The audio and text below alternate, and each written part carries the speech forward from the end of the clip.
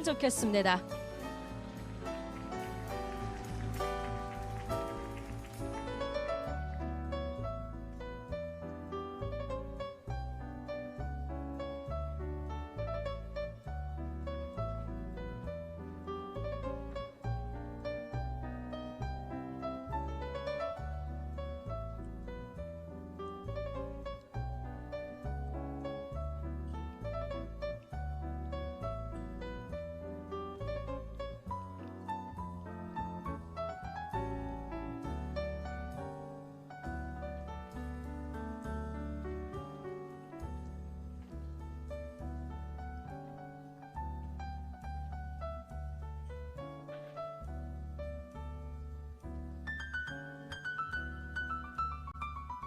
네, 고맙습니다. 착석해 주시고요.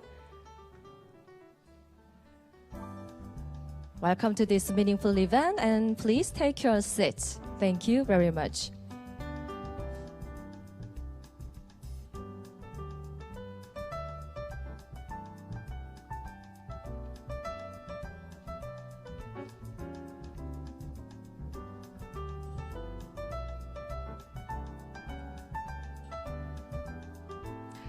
네, 여러분 고맙습니다. 우리 서울의 미래를 열어갈 청사진 바이오 의료 산업의 성장을 만들어갈 여러분 반갑습니다. 2018 서울 바이오 의료 국제 컨퍼런스의 시작을 기념하는 뿌듯한 개회식, 오늘 진행자로 여러분과 함께하는 서울시청의 아나운서 전임원입니다. Good morning, ladies and gentlemen. I'm 희원전, official announcer of Seoul City Government. It's great pleasure for me to be your MC for today. 네, 여러분 오늘 컨퍼런스는 동시 통역이 제공됩니다. 수신기 채널 1번에서는 한국어, 2번에서는 영어 동시 통역을 들으실 수가 있습니다. For today's conference, simultaneous interpretation is provided. So please set the channel of your receiver to 1 for Korean and 2 for English. Thank you very much. 네, 2018 서울 바이오 의료 국제 컨퍼런스는 바이오 의료 분야 전문가 여러분과 기업 그리고 정부 관계자들이 함께 서울의 혁신 성장의 동력인 바이오 의료 산업의 성장과 발전을 이끌어갈 지혜와 경험을 나누게 됩니다. 서울시가 여러분과 함께 만들어갈 오늘 뿌듯한 시간, 누구보다도 든든한 마음으로 함께하고 계신 여러분의 박원순 서울특별시장님의 개회사로 이 시간 열겠습니다. 따뜻한 박수로 무대 위로 맞이해 주시기 바랍니다.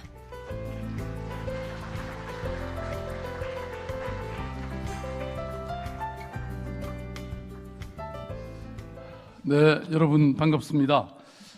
우선 오늘 정말 많은 분들이 참여해 주셨는데 특별히 오늘 기조 연수를 해주시는 LS 시모비츠 오비메드 투자 총괄 전무이사님, 그리고 댄 왕 존슨앤존스 이노베이션 아시아 태평양 총괄 대표님, 그리고 오늘 이 자리에 참석해 주신 많은 외국의 참가자들 또 국내 참가자들 여러분께 깊은 감사의 인사를 드립니다. 사실 이 오늘 서울 바이오 의료 국제 컨퍼런스는 2018년 올해로 세 번째를 맞이합니다. 동부가 최고의 바이오 의료 벤처 도시에 도전하는 서울의 미래 전략을 살펴보고, 그리고 또 바이오 창업 기업의 성공을 위한 기술 혁신 어떤 사업화 또 투자 유치 전략을 소개하는 그런 자리가 되겠습니다. 여러분 잘 아시다시피 바이오 산업은 4차 산업혁명의 또 다른 분야로서 고령화 시대라든지 또 복지와 경제 성장을 함께 달성시킬 수 있는 그런 미래 산업으로 주목받고 있습니다. 바이오 산업은 그만큼 고용 유발 효과가 크고 또 동시에 신규 일자리 창출이 유망한 분야입니다. 서울시는 여러분 잘 아시는 것처럼 병원이나 또 대학이나 이런 금융이 우수한 인프라로서 자리 잡고 있는 그런 도시죠. 사실 서울에만 해도 60개가 넘는 대학이 있는데요. 대부분 다 바이오메디칼 분야의 이런 학과 또는 병원을 가지고 있죠. 이러한 세계적인 바이오 R&D 역량을 기초로 해서 서울의 어떤 미래 성장 산업으로 바이오 산업을 집중 육성하고 있습니다.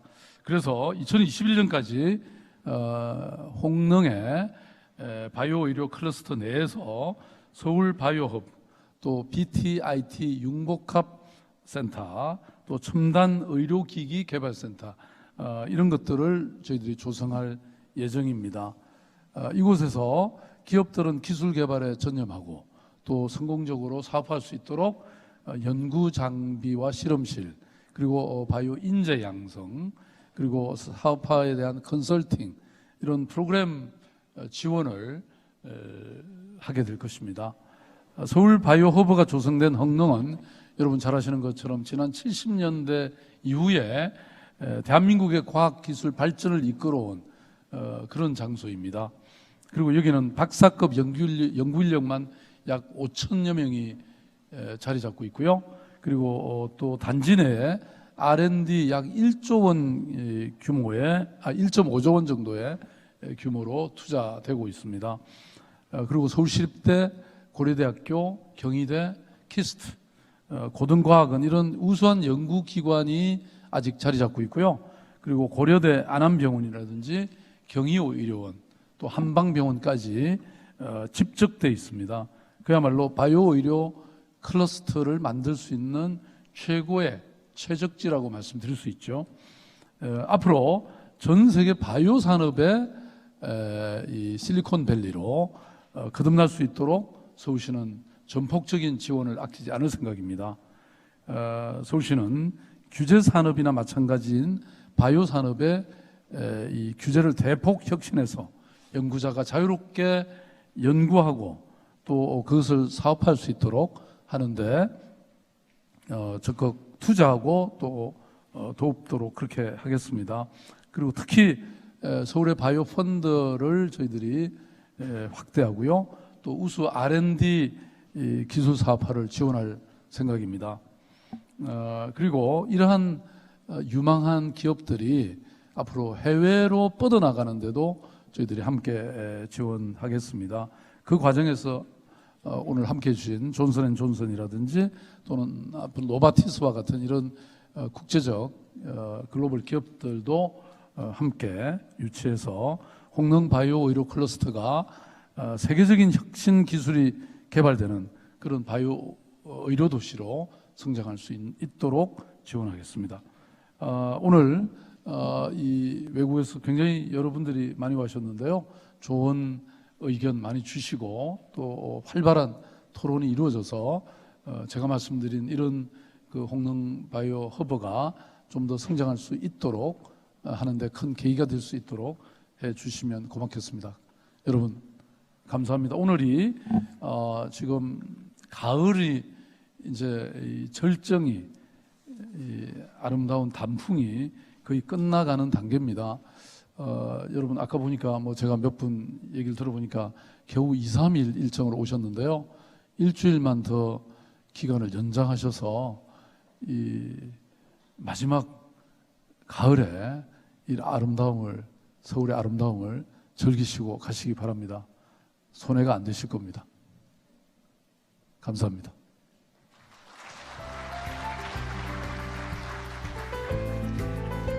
네, 박원순 서울특별시장님의 감사의 마음 담긴 개회사로 이 시간 열었습니다.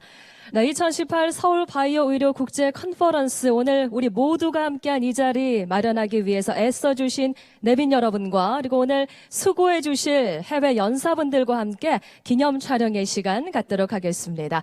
네, 주요 인사분들과 우리 연사분들 무대 앞으로 함께 자리해 주시면 좋겠습니다. For commemorative photo session, please every distinguished guests and foreign speakers, please step forward to the stage.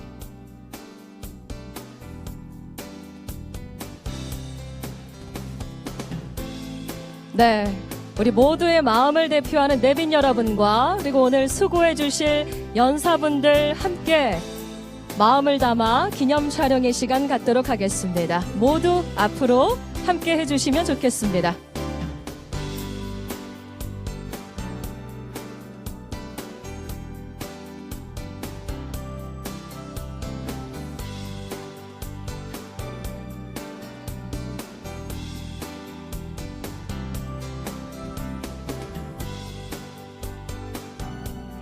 네, 좀 가까이 좀 자리해 주시면 좋겠고요.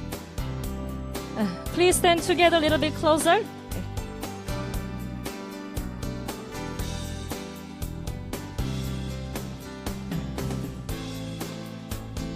네, 우리 카메라 보시고 반갑게 우리 손 한번 흔들어 주시면 어떻고, 생방송으로도 많은 분들 보고 계시거든요. Please wave your hands to camera with big smile. 네, 여러분 격려의 박수 한번 크게 주시면 좋겠습니다.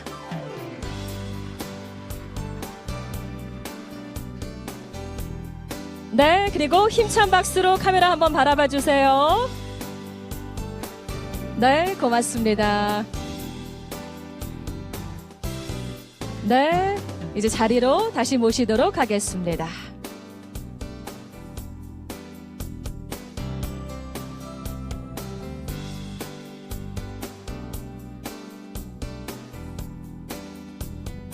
네, 고맙습니다. 자, 이제 2018 서울바이오의료 국제 컨퍼런스의 의미를 담은 기조 연설이 있겠습니다. 네. 오비메드의 에레즈 치모비츠 투자총괄 전무이사님 첫 번째 연사로 우리와 함께 하시는데요.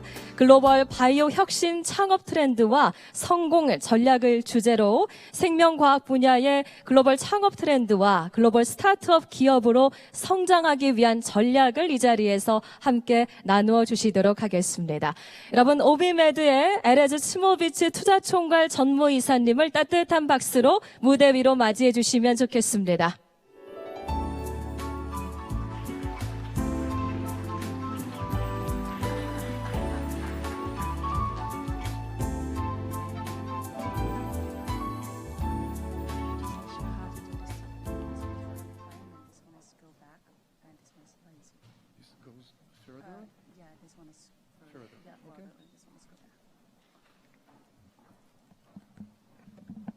Good morning, everybody, and thank you for attending the conference. Special thanks to Mayor Park, the Council, and the conference organizers for inviting me.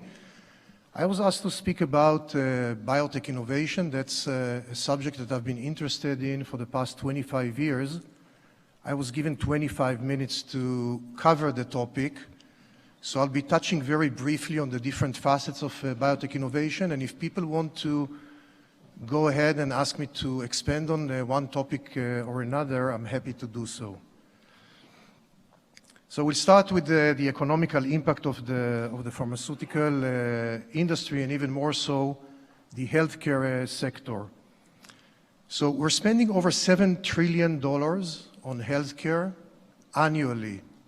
That's more than 10% of the global GDP, and this percentage keeps growing.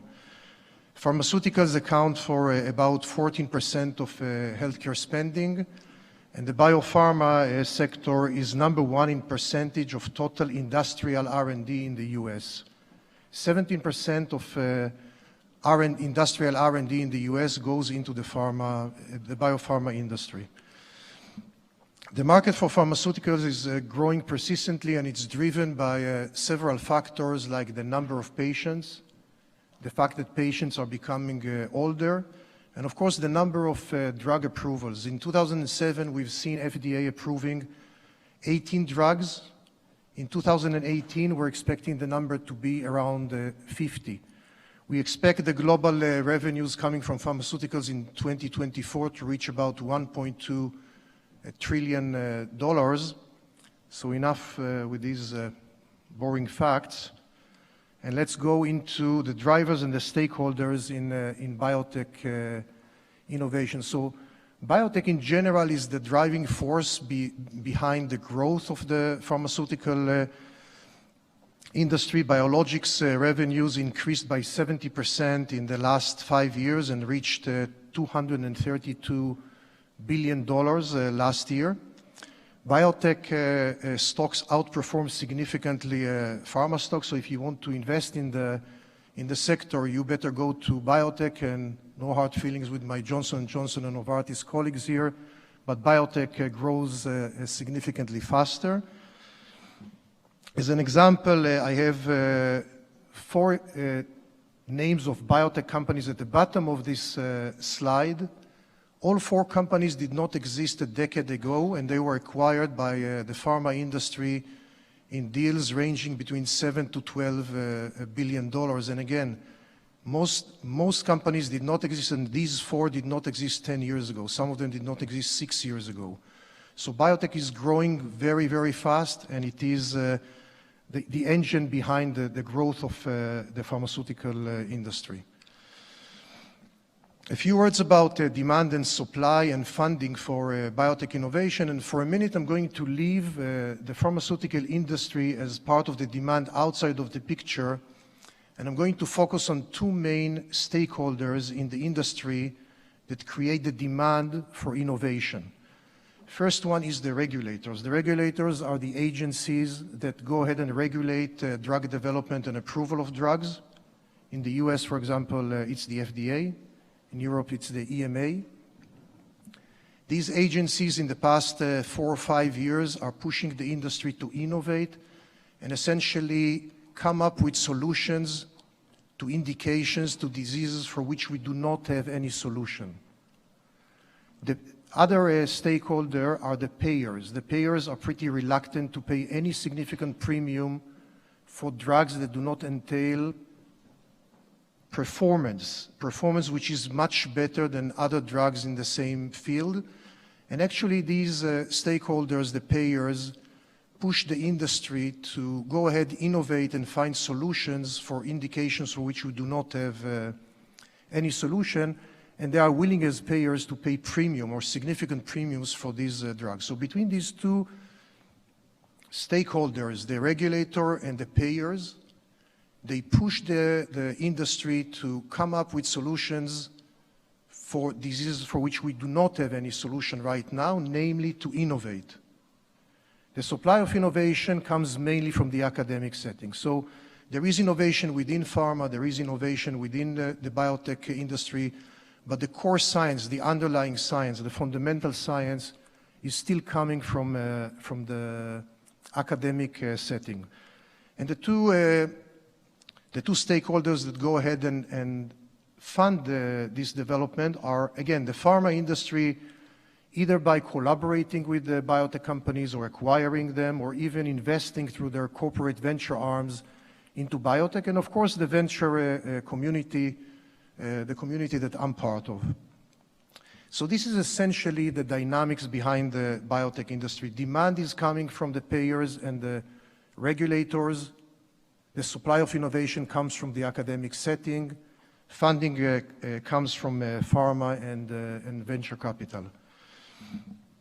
The current commissioner of the FDA, Scott Gottlieb, is understanding, is very tuned to the importance of innovation. He's advocating for leveraging innovation to improve healthcare in general and drug development specifically. And from a practical perspective, FDA has several vehicles or several paths through which FDA is encouraging companies to innovate. So if a company, if a biotech company or a pharma company innovates and try to solve a solution, to come up with a solution for which there is no drug at the moment, FDA will go ahead and shorten the development process, expedite the review process of the drug, and essentially saves a lot of money. And this provides for a very significant motivation for people to go ahead and innovate and develop drugs, again, for diseases for which there is no current solution. The payers, from their perspective, are trying to link the payment of pharmaceuticals to outcomes or to performance. So again, they are rejecting any significant premium for drugs that do not entail performance which is better than drugs that are already on the market. And they are happy to entertain significant premiums for drugs that solve real clinical unmet needs. A few words about how pharma sees this in the last 5 years and the 5 years to come. So the patent cliff and generic approvals create demand for innovation from the pharma industry. If you look at the right side of the slide, in the past 5 years, pharma lost $74 billion to generics.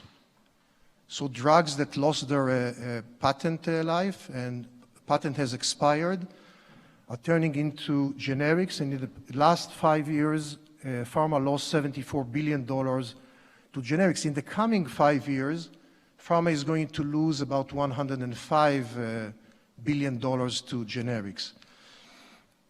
FDA, from their perspective, increases generic competition. If you look at the left side of the slide, in 2014, we've seen around 400 approvals for generic drugs. In 2017, it's almost 800 drugs. So between these two forces, the patent cliff and the expedited process for approval of generics by FDA, the pharma is facing a need to replenish their depleted pipelines. In the next slide, you see a couple of examples. The top 3 examples are examples of large pharma companies acquiring biotech companies for their innovative products. The need for innovation also drives the investment in R&D. So from the pharma perspective, pharma R&D budgets grow on an annual basis. And a growing part of this R&D budget is for innovation, either through collaboration with biotech companies or in-house developments. The VC funding has been on the rise for the past couple of years. If you look at 2006 to 2013, in terms of investment, we're looking at about $5 billion a year. And 2018 is going to break the record, and we're expecting the number to be close to $20 billion, so almost 4 times in terms of investment of VC in early startup biotechs. I want to go ahead and spend a few minutes on talking about the impact of biotech innovation on patients. So again, biotech innovation comes mainly from academia. In the past decade, we've seen technologies that helps us harness the immune system to fight cancer. We are learning how to edit the genome in order to fix genetic diseases. And very recently, we got the capabilities to look at a single cell in a way that will allow us to decipher pathways, find novel targets for direct intervention with the real causes of diseases. People say that one picture is worth 1,000 words. So on the left side of this slide, this is the hand of an RA patient, a rheumatoid arthritis patient, where patients were treated by steroids, a very general way of treating inflammation. And on the right side, you see the hand of a RA patient being treated by drugs that target the underlying source of inflammation.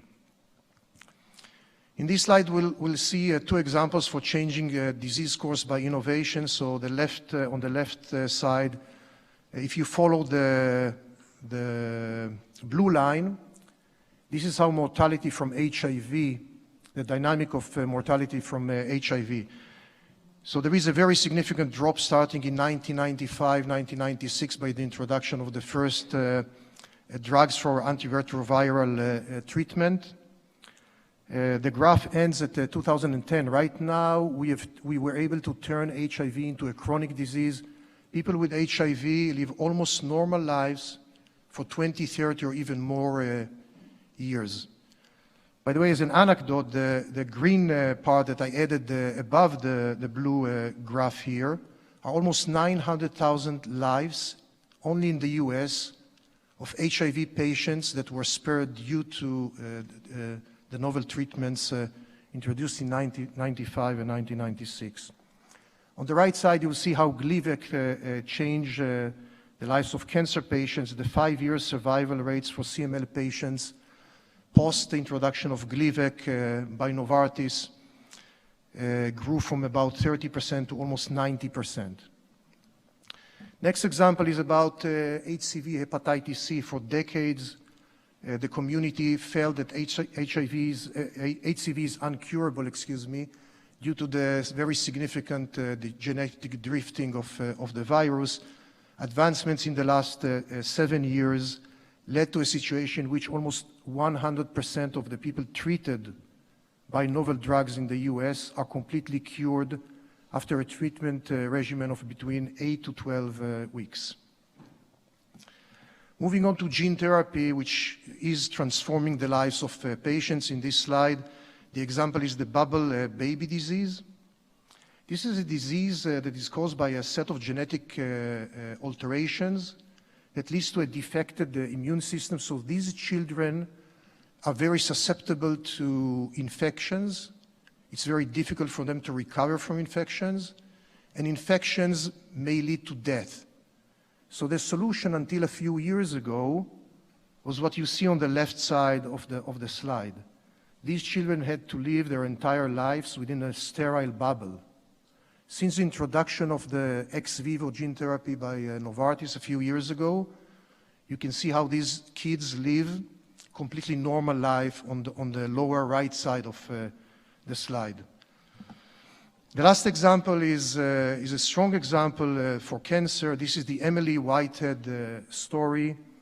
On the lower left side of the slide, you can see in 2012, Emily is essentially dying after 2 relapses of her cancer and being offered an experimental treatment named CAR-T, in which cells are being taken from the body of the patient, being modified genetically to attack the cancer and being put back into the body of the cancer patient. I think that the picture speaks for itself. If you look at the picture on the right side, this is Emily Whitehead in 2017 after a single CAR-T administration, in complete remission, living a normal life like any other kid. So we spoke about the impact of innovation on the lives of patients. I decided to dedicate only one slide to show you that there is also a very significant financial reward in developing novel drugs. So this is the Kite Pharma story, which was focused on innovation and execution. Kite essentially took the CAR-T from Steve Rosenberg lab in the NIH and ran its first clinical trial in 2013. With 15 patients worth of data, again, with 15 patients worth of data, the company went public in 2014, and 3 years later was acquired by Gilead for $11.9 billion. So in a very short time, by fostering innovation and execution, which was almost impeccable, the company generated also an enormous value to its shareholders. So we've covered and touched upon the different facets of innovation. We understand that this is very beneficial for patients, for industry, and for investors. The innovation is difficult. And turning a piece of science coming from the academic world into a drug candidate entails a lot of work. The translational gap in doing this work includes mainly 4 hurdles that one needs to overcome. The first one is that, unfortunately, academic science is not always reproducible.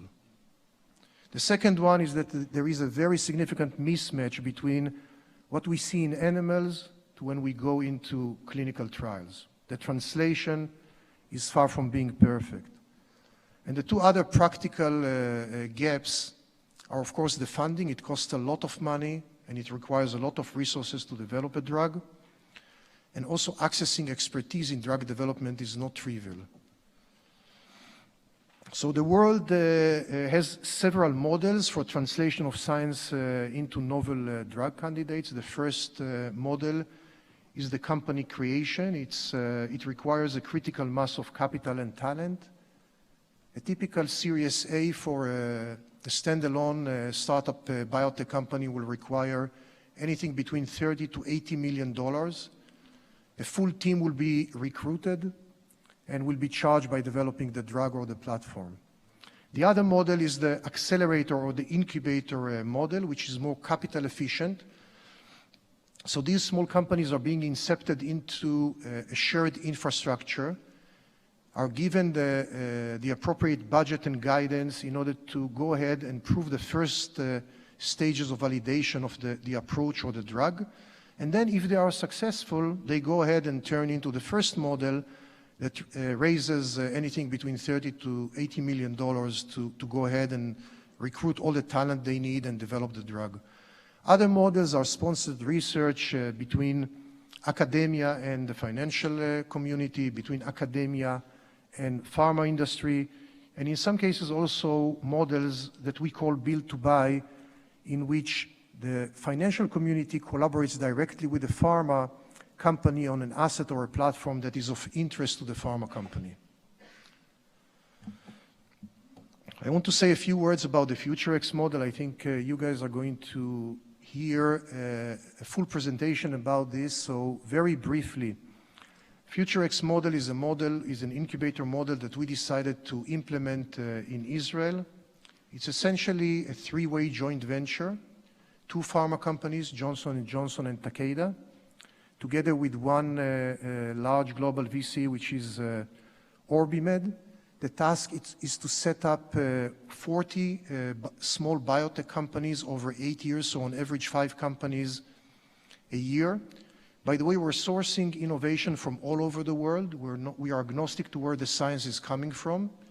And actually, the first company from South Korea is going to be incepted as we speak right now. We sourced very interesting science that should be very applicable for CRC, for colorectal cancer, from here and setting up the company. And we were aiming at bridging some of these gaps. So the first gap that we're trying to bridge is very effectively and efficiently trying to translate the science or to terminate the project if the project doesn't have any merits. We're doing this by employing a shared infrastructure to which the companies go in. They get all the support they need. They get the funding, they get access to legal, to accounting, to labs, to offices, to everything. It's a plug-and-play environment in which the only thing that they are charged with is proving that their science actually works. If they do that, we go ahead and we raise a significant amount of money for them. If they don't, unfortunately, we terminate the project.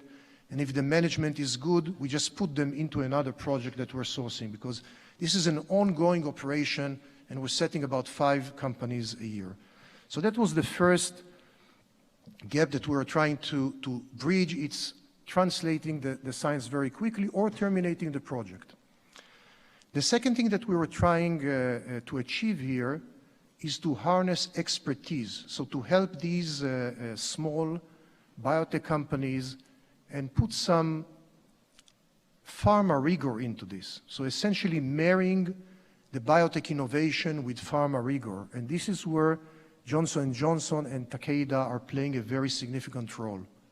They help these companies define the experiments they need to perform in order to prove the science. They help them allocate the budget. They follow up on the results. They provide the ongoing guidance. And this is all after inception of the companies. In addition, they have representatives on the scientific advisory board that helps us select the projects and again, define what we call the killing experiment, the experiment that if a company passes, it's a good sign. If the company doesn't pass this experiment, we go ahead and terminate the project. The third gap that we're trying to solve here, and this came mainly from the VC side, is to try to mitigate the risk of early stage innovation. Early stage innovation is extremely risky from a financial perspective. So we went to the Israeli government and encouraged them to set up this incubator together with us. And out of the initial base budget of $2.3 million, the Israeli government gives grant of 85% of the money. So 85% of the first $2.3 million per company for 40 companies come from the Israeli government. If you combine this is close to $80 million given by the Israeli government in order to foster this ecosystem. And in addition, each J&J, Takeda, and OrbiMed will go ahead and deploy only 5% of the money. So from a financial perspective, OrbiMed is putting $100,000 into each of these projects and getting leverage of $2.3 million. And in a minute, I'll tell you that the amount is even larger. So essentially, 40 companies over 8 years, trying to close the gap of translating the science very quickly, trying to help small biotech companies with augmenting their efforts with pharma rigor, and getting very significant government support. This is a snapshot of how FutureX looks like. We spoke about the partners, we spoke about the 8 years and the 40 companies. One word about the budget. I said that the budget is actually larger. So RM Global, which is an investment bank, teamed up with us and raised a dedicated fund to invest only in FutureX companies. And FutureX companies can call to up to an additional $1 million. So $3.3 million in total, 2.3 from the partners and the government, and $1 million from the fund, and augment their efforts in order to develop the technology or the drug that they are seeking to develop. We sourced until now more than 900 projects. The number is getting closer to 1,000 projects. We have set up 14 companies. We have 6 more in approval, different stages of approval, and we hope to have 20 companies operating in FutureX by the end of 2018. I mentioned that when these companies prove their science and they look attractive, we go ahead and help them raise significant Series A from the VC community. 2 quick examples. The first one is a microbiome company that we sourced from the Weizmann Institute of Science in Israel. The company had interesting and very encouraging initial results, and we went out and raised $27 million Series A, and as we speak, we hope to close within the next week or so the Series B of $32 million for this company. So when the company existed for only 14 months, they had the Series A of $27 million, and 18 months later, another $32 million are raised for this specific company. Another example is Mitochondrics. This is a CNS company that was sourced from Stanford in California, and we raised $20 million of Series A for the company to develop drugs for Huntington disease. I can see that I'm running out of time. There's this big screen here, intimidating me. So a few words about biotech innovation. We're already seeing the next wave of innovation. It is around the corner, and it is going to be much bigger than anything that we have seen until today. We're seeing mRNA therapeutics. Moderna is going public and going to raise $500 million at a valuation that people are quoting to be a $10 billion IPO that's going to be the largest IPO ever on NASDAQ for biotech. We're seeing people developing off-the-shelf cell therapy. We're seeing people developing drugs against the microbiome. People are dealing with gene editing and gene therapy to fix genetic diseases and so on and so forth. One example I didn't put on this slide, and I should have, is 3D printing of organs. So imagine a world where a patient waiting for transplant for kidney, liver, or even heart does not need to wait in line. What these technologies are aiming to do is to take cells from the patient, him or herself, expand the cells, and then use sophisticated 3D printing in order to print the organ. So the patient not only doesn't need to wait in line, there is no risk of rejection, right? Because the cells are being taken from the patient, him or herself. So 5 years ago, this was science fiction. 5 to 10 years from now, this is going to be the reality. There will be no lines for a transplant of organs. First, simple organs. We're already seeing, I've seen research on close to 500 bladders that were done by 3D printing and transplanted into patients, and there is 7 years data on this already. This is working. So bladder is a very uniform and simple organ. But people are now working on kidney, on liver, and the next one will be heart. So innovation is growing. It's growing exponentially. I have a few examples here on this slide pertaining to monoclonal antibodies, to gene therapy, to CAR-T. One example I want to say something about is the ability to sequence the human genome. So the first human genome that was sequenced took 10 years and costed $3 billion. Today, we sequence a whole genome in 2 days, and it costs $1,000.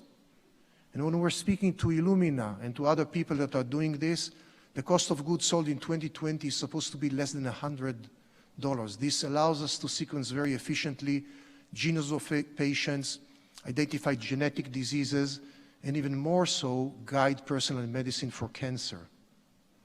So with this, I'll conclude. I have another 17 seconds. Actually, I ran over 23 seconds.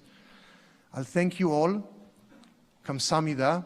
And if someone has any question, I'll be happy to try and answer.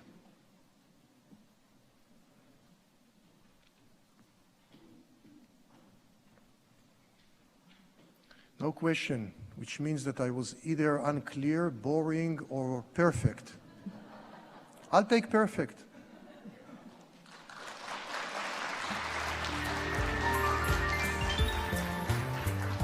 네, 감사합니다. 네. 첫 번째 연사로 오비메드 에레즈 치모비치 투자총괄 전무이사님 수고해 주셨고요. 다시 한번 감사의 박수 보내주시면 좋겠습니다. 네. 전무이사님께서 혹시 질문 있으신가 하고 여쭤보셨는데 우리 또 토론 시간이 기조 연설 뒤에 이어지니까 네, 또 활용해 주시면 감사하겠습니다. 네, 오늘 컨퍼런스의 주제와 의미를 빛내줄 기조 연설 이어가도록 하겠습니다. 우리와 함께 하실 두 번째 연사는요, 존슨앤존슨 이노베이션 댄왕 아시아 태평양 총괄 대표님이십니다. 전 세계 혁신의 가속화를 위한 글로벌 혁신 모델을 주제로 발표하십니다. 여러분, 큰 박수 보내주시면 좋겠습니다. Good morning, everyone. So it's my good honor to be here. Thanks, Mr. Park, the mayor, for inviting me to be here. So my name is Dan Wang. I'm now the head of J&J Asia Pacific Innovation Center. So in my today's presentation, I will firstly introduce a little bit about my company. So Johnson & Johnson is one of the largest and most diversified healthcare company in the world. We have more than 130 years history creating the value through the innovations. We have 3 business sectors with more than 250 operation companies in the world. And talking about innovation, I'll show you the numbers here.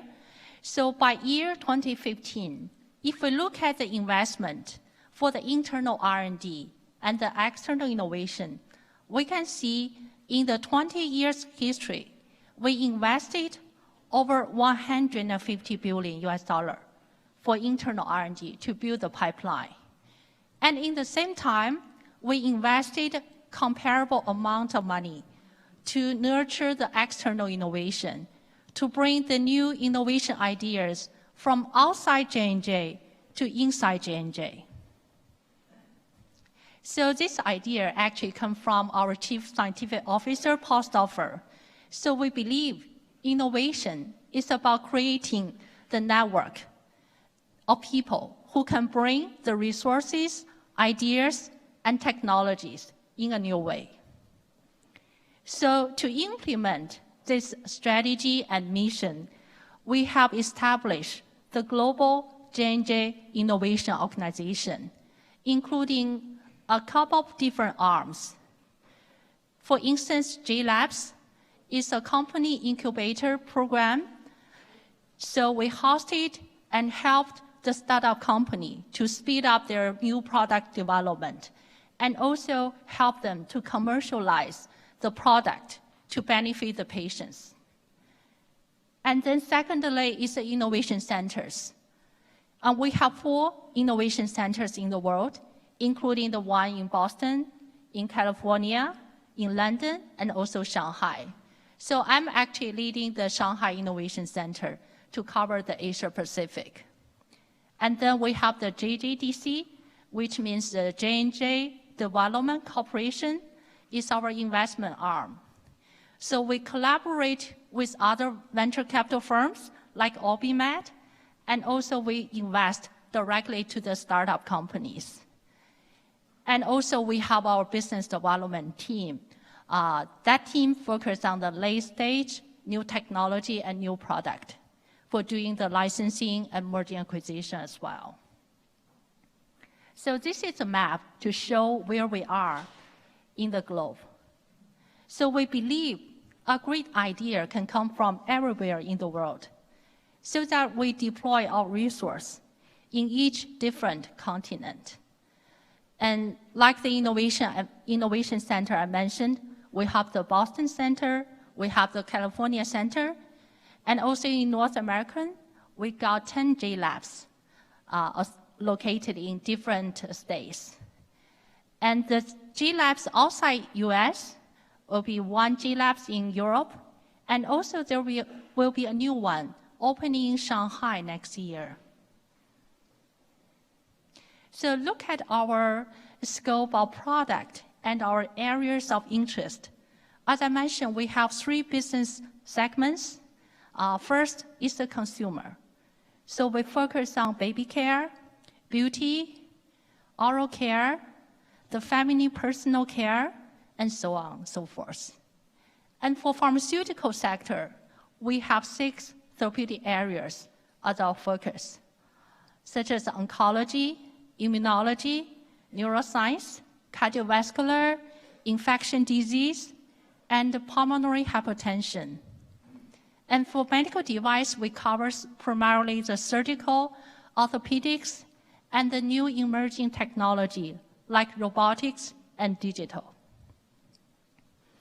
So let's talk about the G Labs. As I mentioned, the new G Labs in Asia Pacific will open next year in late April or early May.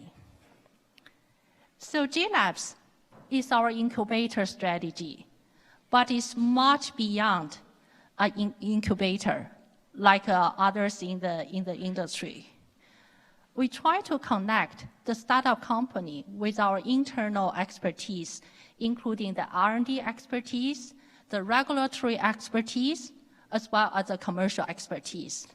By doing this, we hope to speed up the growth of the startup so that we can introduce a new technology, new product into the market as quickly as possible.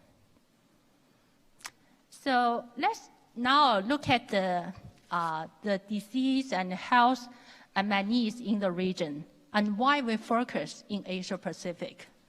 So we take this map.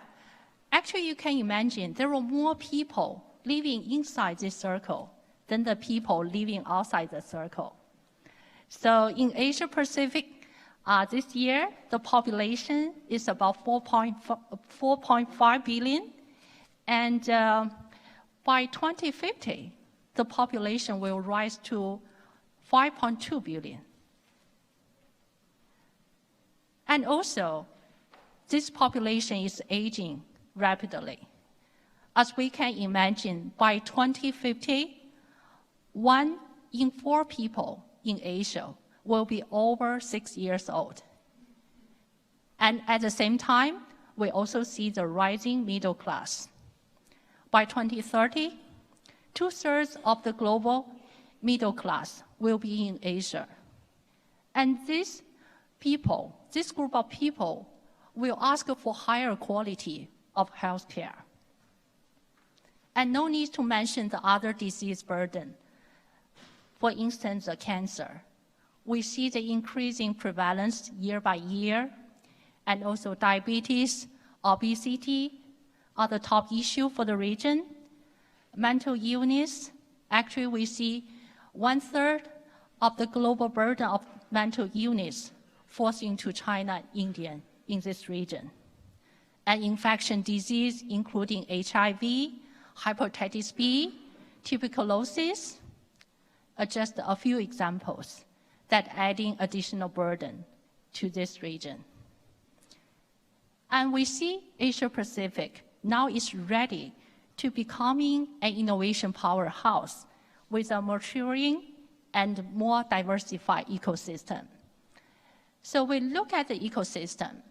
There are multiple very important stakeholders, such as the entrepreneurial startups, the investors, the government, regulators, the local companies, the hospitals, the universities, institutions, and also the multinational companies. So all those parties are equally important. And the only way to maximize innovation is to work together. So I'll just share with you a few examples why we see this region now is emerging as an innovation powerhouse. So we see the increasing number of talents in this region. And for instance, in China, we see the millions of people came back from US and returned to China to make their biotech startups. And the same in Korea, the trend is the same. And also the investors, the VC market is super hot in the region. And actually, if we think about the total investment in 2017 and also this year, the investment in the region is closing up to the total number in US. And also a lot of new initiatives and new regulations released from the government to support the innovation. And we also see more and more multinational companies like J&J, ourselves, and Novartis, and Takeda, some other companies, are all coming together to nurture the innovation because we believe this is a perfect match to our global strategy. And the innovation, already we see the early result. So this chart shows you the number of patent filing in the past 25 years. And actually, maybe I can now use a laser, but you can identify the line representing South Korea. It's getting close to German in 2016. And if we also add the patent number of China, Japan, and Korea together, we nearly contribute half of the total patent filing in the world. We also see the emerging technology and new opportunities with the deep science-based opportunities emerging out. So I'll just talk a few examples like CAR-T. The previous presenter already mentioned the CAR-T evolution in the region. We actually last year, J&J, we did the first deal with Nanjing Legend, which is a Chinese biotech company, to formally licensing their CAR-T therapies into the global portfolio. And the progress went on very well. We already finished the phase 1 human being trials globally. And we actually see more and more CAR-T clinical trials in the region. See the number of CAR-T clinical trials registered in the clinical.gov is the number 1, comparing with the US. And in addition to CAR-T, regenerative medicine in Japan, in Korea, and also in Singapore, we also see the emerging trend. Robotics, of course, is another hot area.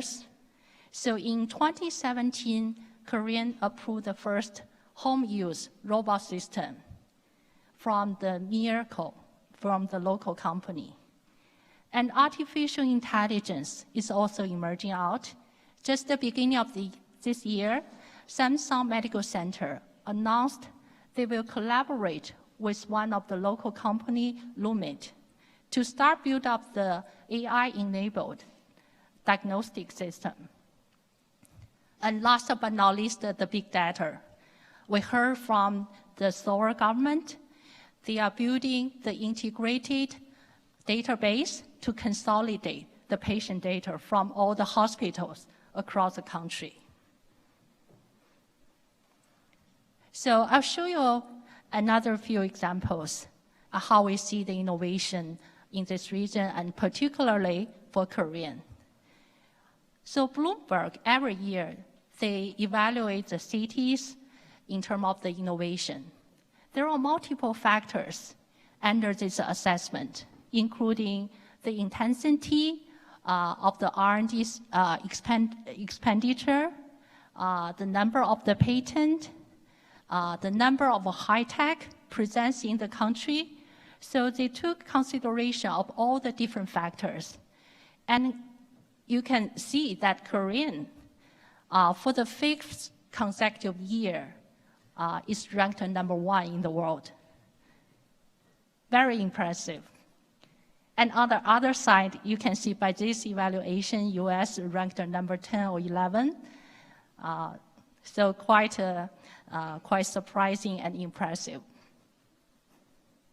And also, if we look at the top universities in the world, we can see 3 of the Korean universities now ranked among the top 25 in the world.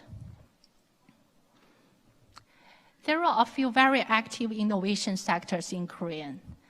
So for instance, pharmaceutical and biotech, we see the increasing number of biotech companies focusing on the cancer research. And there are already increasing cross-border transactions happen in the biotech sector.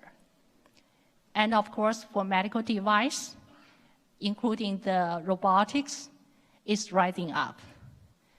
So we also look at the consumer sector. We know Korean is very famous about the cosmetics innovation in the world, based on the very sophisticated consumer demand and requirement. And of course, digital is emerging as well. And medical device sector, including digital surgery, medical imaging, the IVD, and also digital health. Given the limited time, I don't want to elaborate more for each of them, but we can discuss more as we see a lot of opportunities already. So let's come back to J&J. So we believe, as I mentioned, we believe the great idea can come from everywhere in the world. And we are facing a rapidly changing world with the increasing unmet needs. So that's why we look for the partnership from all of you, from the startups, from the hospitals, from the universities, from the academia. And we believe by this collaboration, we can be stronger to address the patient's needs. And talking about the collaboration, we see this model very flexible. We can provide the fund, we can provide the R&D expertise, we can do the company incubation, and also we can do the transaction of the typical business development. So I want to end my presentation here. I want to thank you, and also I want to spend more time in the break to discuss more new ideas. Thank you very much.